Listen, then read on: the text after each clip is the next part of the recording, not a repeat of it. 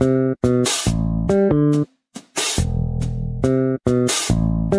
Tony Russo from On Death Care, and this is The Rest. Funeral service news for the week ending Friday, March 27th, 2026.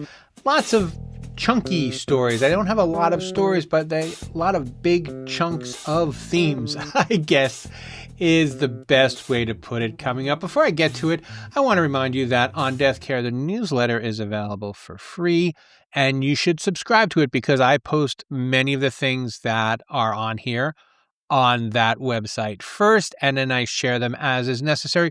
Usually I put them someplace where they're easy to find, but I don't want to bombard anyone with emails, and that's important. So if you sign up, I'm not going to send you an email every time I sneeze or anytime someone else sneezes. I try to keep it 2 a week, 3 a week. If something happens, there'll be more. But I do 3 podcasts some weeks, and I think that's enough emails for anybody unless there's something you really need to know. All right, well, let's get into it. This week, I'd like to talk to you a little bit about regulation or oversight, I guess. And, we have occasionally, more than occasionally, unfortunately, there are these, scandals that surface. And then, sometimes the government comes down really hard. Sometimes the government doesn't come down hard at all. Sometimes people just wait for things to go away. And I wanted to start off by talking about Chicago Heights in Illinois, where there was a huge body mishandling scandal, 2023, 2022, not long enough ago, but a little while ago. And a representative, his name is Anthony DeLuca, is trying to give the Comptroller's office more power and more oversight. And when I saw that headline, I said, they're already in charge and they didn't do a good job. That is the problem. So then I dug into it a little bit more, and it turns out that is not the problem. So as things stood in Illinois, until recently, or maybe continuing, I don't know if this new law has passed, everybody got a warning, and the Comptroller's office couldn't just shut down a bad actor for being a bad actor. They had to give them a warning.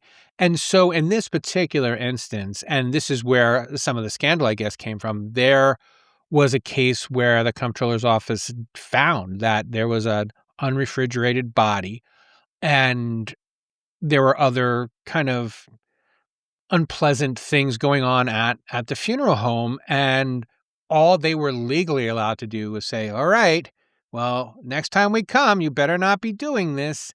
And yeah, of course, that needs to be fixed.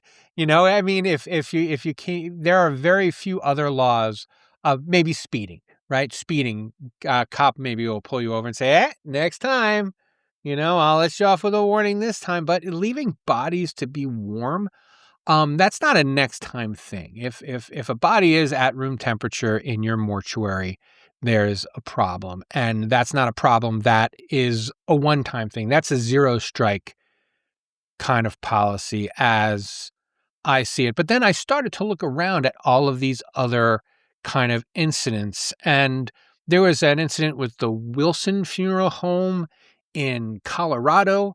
And these are all things that I've already reported on. And, there'll be links to the relevant stories in the show notes. But at first it was like, well, we're just using it to store it. We're storing bodies for the county coroner. So they had a funeral home that wasn't a licensed funeral home. And the reason that they let the license expire, they say, is because they were just using it as an arrangement conference place. They weren't embalming bodies there. However, they were renting it out to the coroner's office, who was storing bodies there. The part of the story that, again, was a little bit farther down, and you had to do a little bit more digging. Actually, it wasn't in that story, but it was in a previous story, is that the people who own the funeral home were also the coroners. This is the Holt family. They aren't the coroners today. They've been the coroners for the last something like 60 years. There's a different coroner, but this is where the coroner's office always used this funeral home to store bodies rather than have their own place. And again, on the face of it, it seems sketchy. But that's only because I'm from New Jersey and there's lots of people all kind of packed together. In Colorado and in other kind of vastly rural places, there's not so much refrigeration for decedents that it makes sense in a lot of cases to have a coroner's office that can, I don't know, store 10 bodies for 6 months or whatever. And it makes sense to farm them out to a local funeral home. And if the biggest local funeral home happens to belong to the coroner, it's it's not as weird as it might seem to someone who lives in a more populated area, I guess. It's not uncommon. As a matter of fact, the other controversy in Colorado and Pueblo was the same thing, right? And the Pueblo County coroner was also in charge, was also caught, not cremating bodies and just storing them in a secret room in his mortuary. And there is just this weird transitional piece that we're in now where people are becoming it's harder to keep this kind of under your hat. It's harder to keep this between us. And I'll take a shot at the Texas Funeral Service Commission because it's one of my favorite things to do.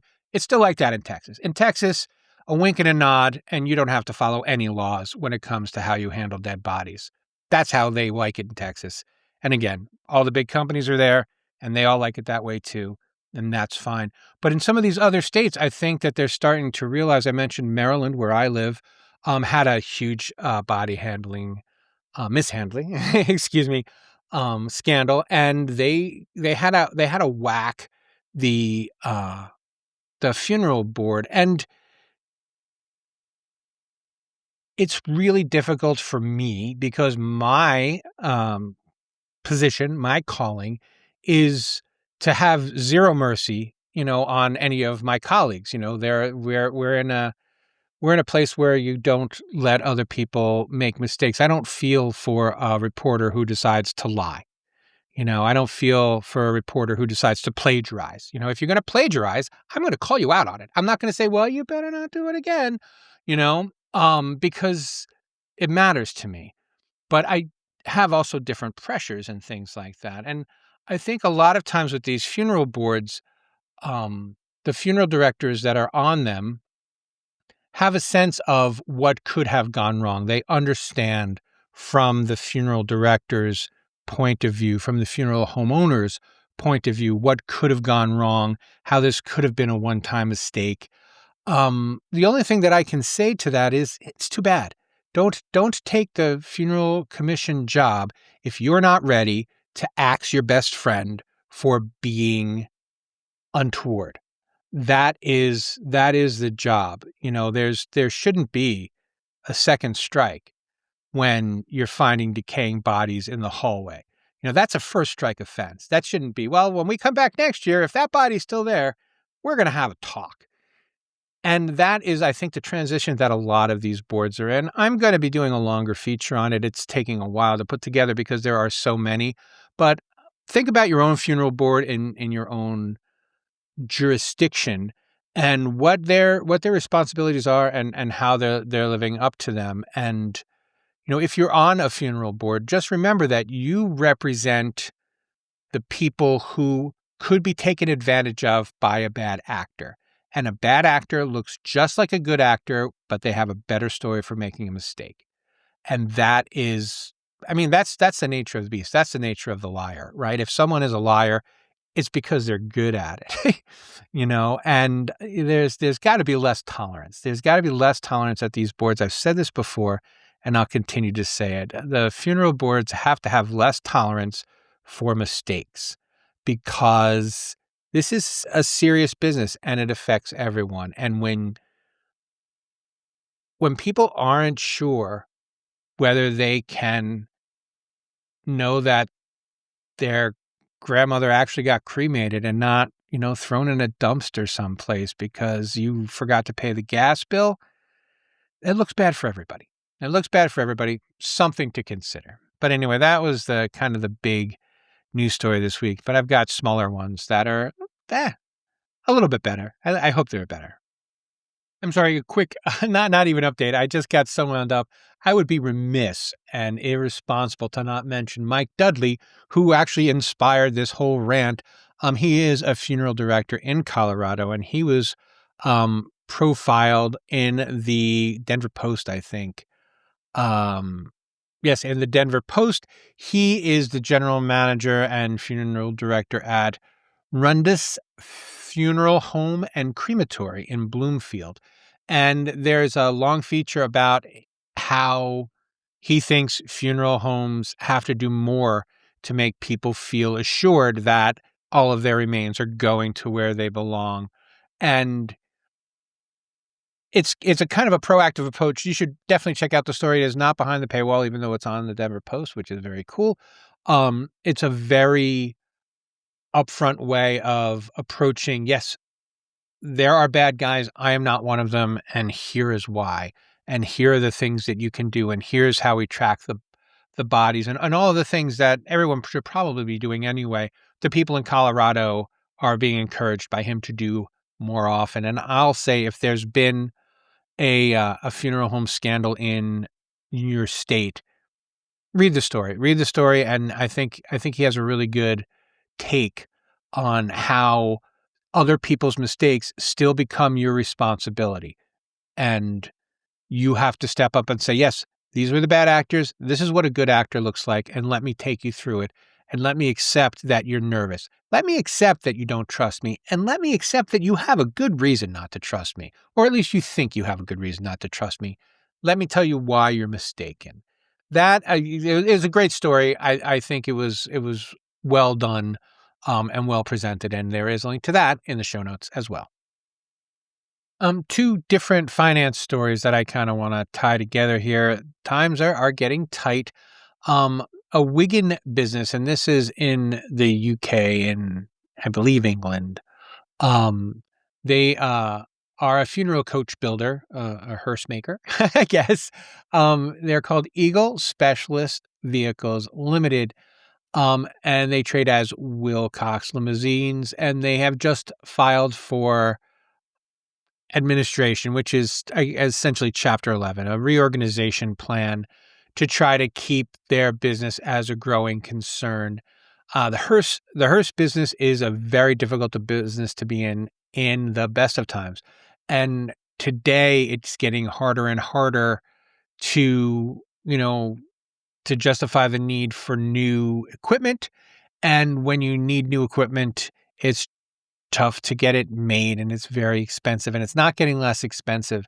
And so, I mean, I hope they do well, and I hope this isn't a signal. I hope this is just a bit of bad luck on their part. Maybe they got Brexited, which is completely possible, but it's something to keep an eye on, because people who are, for businesses like these who are really kind of oftentimes working at the margins, these kind of interesting economic times can make for a crazy ride. So I just figured I would bring that to your attention, because I also wanted to talk about Pitt Funeral Home, which also filed. That is here in America. It's in Erie, Pennsylvania. And it's called Pitt's Funeral Home and Cremation Services.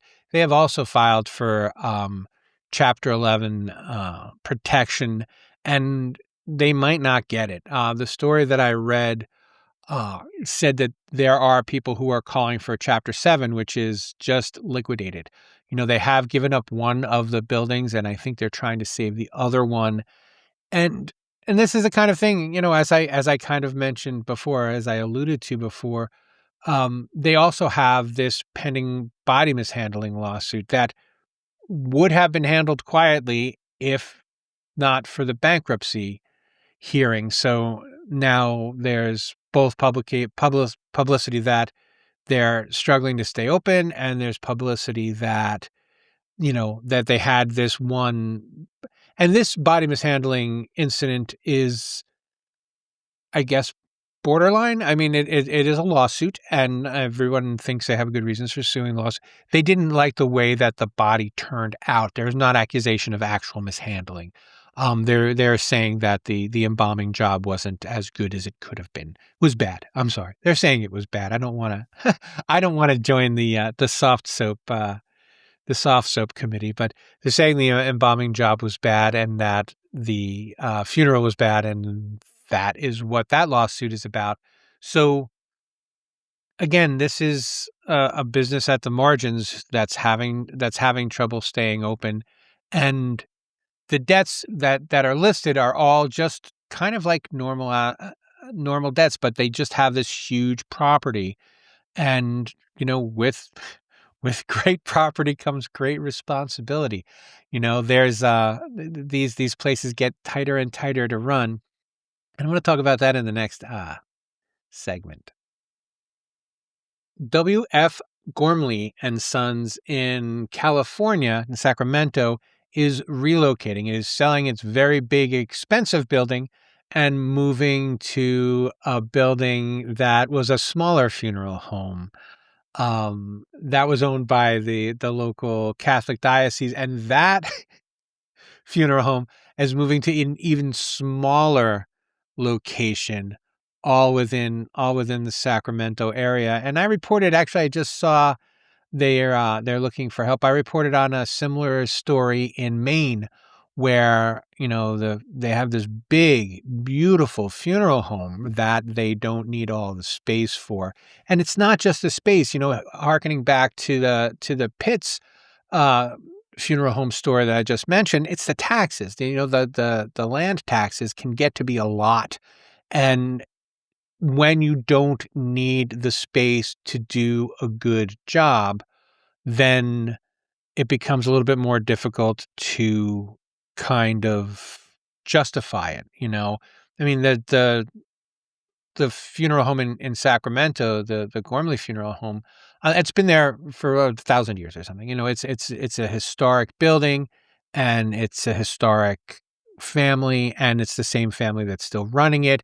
But eventually, you either have to decide that you want to be in the funeral business or not. And in these places where there is this huge crunch on land and this huge crunch on property, the buildings themselves, it becomes difficult. And you'll recall, I think you'll recall last week, the week before, we talked about SCI and how that's pretty much their plan. They're like, we want smaller places where we don't need huge places to do cremations. We need large enough places that we can hold ceremonies, or large places where we can have huge celebrations of life, and also weddings and things like that. And so to see these two different funeral homes literally couldn't be farther apart, right? I mean, maybe they could have. One could be in British Columbia, I guess, or whatever, but they're very, very far apart. Sacramento, California, and I forget the town in Maine, but it's in Maine. It's far from Sacramento. I don't need to tell you that. But it's the same approach. And I interviewed a young man who had opened a new funeral home. I feel like it was in Tennessee. And it's the same thing. He wanted to expand, their family wanted to expand the funeral home because the business was there, but it made more sense to open a storefront where you could have the arrangement conferences and use a centralized kind of care center. And so you've got this kind of move, right? This is not a secret. The question for many people is, how long will it take them to kind of respond to it? Because there is a way. I mean, this is now the new third way. There is selling your business and then selling the property, or selling the property and then moving your business. And depending upon how much, embalming you do and how much in-house services you do, that is something that's got to start to be on the table for more and more people going forward. But anyway, link to both of those stories, the Maine one and the Sacramento one, in the show notes. Quick addendum to that story: if you are involved in downsizing, or if you are interested in talking about the ups and downs, the pros and cons of downsizing, moving from a larger building to a smaller building, selling the bigger property, but not selling the business, I'd love to talk to you. this is a conversation that I think is going to be going on for a while. Like I said, I think it's a really novel approach. I think it's an approach that a lot of people didn't see coming, but the more it happens, the more it's going to happen, I guess, is the way to put it. So you can reach out to me at bytonyrusso@gmail.com. That is bytonyrusso @gmail.com. And let's figure this out together. And speaking of making everybody look bad, Earth Funeral was in the news again this week as the family so in case this is your first, I keep forgetting this could be your first episode. So we've recently reported that then in the San Joaquin River Ranch, they had been using that it's a like a nature preserve, and they were using human compost to kind of build up the ground. It was a perfectly reasonable and good use of perfectly safe and normal human compost. That is not the issue, or it shouldn't be the issue, but now it is. The issue was that people found out about it and got grossed out and freaked out. And now normally you could just say, well, here are the facts of the matter. But unfortunately, human composting isn't legal yet in California. It won't be legal for another, 9 months. It's supposed to be legal in 2027. So what the human compost was doing in California, no one is saying. And now it's just become this thing, right? That the family who donated the land, it was called like the Peck Natural Preserve or whatever. And the family sent a cease and desist to and they said, we don't want our name on it. We don't want to be associated with you anymore because you are just burying bodies willy-nilly on the property.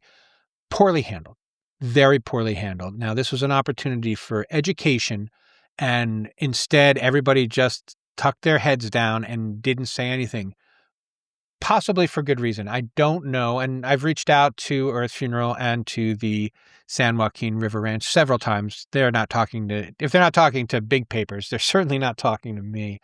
But no one's going to explain, or no one has yet chosen to explain publicly what the human compost was doing in California, how it got there, what made them think that that was okay.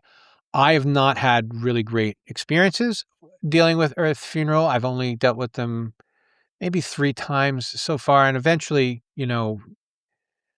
that is all I have to say about that. Eventually, I realized that it might make more sense to not ask them questions than to try to figure out whether or not I can print their answers. I guess that's the fairest way to put that. So anyway, then in Oklahoma, they're, going nuts now because they're trying to pass a human composting bill that is, it makes it harder for everyone. When you're not forthright about what you're doing and you're not forthright about what it means, then all that does is give these maniacs who are terrified of human composting more ammunition to keep other people from doing a good job. And again, it's something that everybody's responsible for. No one's saying, Earth Funeral is doing a bad job, but everyone is saying human compost is poison for the earth. And we're just going to have to let that sit there until someone explains, what it was doing in California and why it's not a problem. In the meanwhile, there were 2 this week. One was Oklahoma. The other one has slipped my memory because it's not the point of the story. These will come back. Probably Ohio. Ohio's been talking about human composting for a while. But the idea that now it's a thing and it didn't have to be a thing is something I think we do well to remember when these scandals hit. You've got to step up and say, this is what happened and this is why it's not a problem. And let me take this opportunity to educate you as opposed to hide from you and hope that it all blows over. So anyway, link to the newest story about the San Joaquin River Ranch in the show notes. And on the off chance that this is your first episode that you're listening to, I'd like to encourage you to listen to the previous episode about Erin Wilson. It's the episode right before this one, even if you're listening 100 years in the future. And I hope you are listening 100 years in the future. Hello, how are the jetpacks? Erin Wilson was named the Senior Director of Education and Program Strategy for Funeral Women Lead, and they've got a really interesting program that they're putting together to help women funeral directors more easily move into management and more confidently become owners. And it's an 18-month program, and you can find all the information at funeralwomenlead.org. And you can listen to the story, or you can read the story, or you can listen to the podcast, and it'll give you some of the details. What's most important, though, is that I just wanted to give you a chance to hear it if you, again, are new. So if you're new, welcome, and thank you for listening, and enjoy that show. And that'll do it for this time. The rest has been an On Death Care production, written, edited, all the things by me, Tony Russo, doing the stuff, enjoying myself so very, very much. Please subscribe wherever you're listening now. As a matter of fact, if you don't mind, please go to ondeathcare.com, where you can subscribe to the newsletter, and that way, whenever I put something out, you'll have access to it and you won't have to go out looking for it. If you have the means and the interest, I would love it if you became a paid subscriber. I'm going to keep the news for free. All of the news that I report on will be free. All of these podcasts are going to remain free. I do a special column for paid subscribers, and that comes out on Sunday, and it's a little more inside baseball. There's stuff that's closer to hearsay, I guess, than to actual news, as well as a look ahead at some of the stories that I'm working on.